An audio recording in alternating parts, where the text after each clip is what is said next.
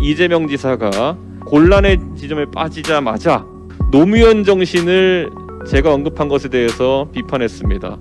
노무현 대통령께서 살아계신다면은 지금의 언론법 개정을 두고 아마 개탄하실 것입니다. 제가 단도직입적으로 이재명 지사께 묻겠습니다. 참정권을 침해하려고 했던 그런 언론인이 누굽니까? 잘 확인되지 않는 무수한 증인을 내세워서 각종 음모론을 부추겼던 방송인이 누구입니까? 본인들의 유리한 편에 서서 가짜뉴스를 퍼뜨렸던 사람들에 대해서는 입도 뻥끗 못하면서 왜 언론의 재갈을 부리려고 합니까?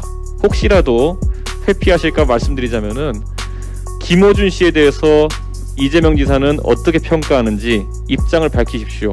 안 그러면은 당신은 비겁자입니다. 민주당 경선 과정에서 상당히 이재명 지사가 곤란의 지점에 빠지자마자 바로 저의 언론관계법에 대한 언론법에 대한 입장을 노무현 정신을 제가 언급한 것에 대해서 비판했습니다. 노무현 정신은 이재명 지사가 독점할 수 있는 것도 아니고 어느 누구도 독점할 수 있는 것이 아닙니다. 언론에 있어서 언론의 다양성을 확보해서 그를 통해 국민들이 취사 선택할 수 있게 하자는 노무현 대통령의 언론관과 지금 징벌적인 손해배상을 통해서 언론의 입을 가로막겠다는 문재인 정부의 언론관은 매우 차이가 큽니다. 이재명 지사께서 만약에 노무현 정신을 같이 언급하시려면은 현재 민주당과 문재인 정부가 추진하는 언론 개악에 대해 가지고 선명한 입장을 밝혀주시길 부탁드리겠습니다. 노무현 대통령께서 살아계신다면은 지금의 언론법 개정을 두고 아마 개탄하실 것입니다. 자유는 공정성, 다양성, 자신감 등을 바탕으로 해서 저희가 추구하는 가치입니다. 그런데 지금 민주당 같은 경우에는 조금도 다른 의견이라고 했을 때는 가짜 뉴스라고 몰아붙이고 그것에 대한 징벌적 손해배상을 물리겠다고 합니다. 제가 단도직입적으로 이재명 지사께 묻겠습니다.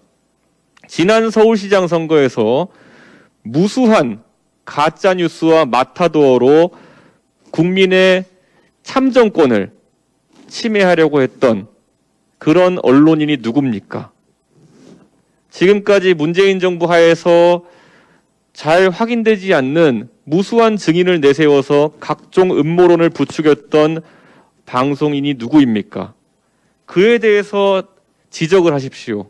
그 진정성이 있어야지만 지금 가짜뉴스 등 운운하며 언론인들의 입을 막으려고 하는 언론법 개혁에 대해서 일말의 고려라도 국민들이 할 수 있을 것입니다. 본인들의 유리한 편에 서서 가짜뉴스를 퍼뜨렸던 사람들에 대해서는 입도 뻥끗 못하면서 왜 언론의 재갈을 부리려고 합니까? 혹시라도 회피하실까 말씀드리자면은 김어준 씨에 대해서 이재명 지사는 어떻게 평가하는지 입장을 밝히십시오. 안 그러면은 당신은 비겁자입니다.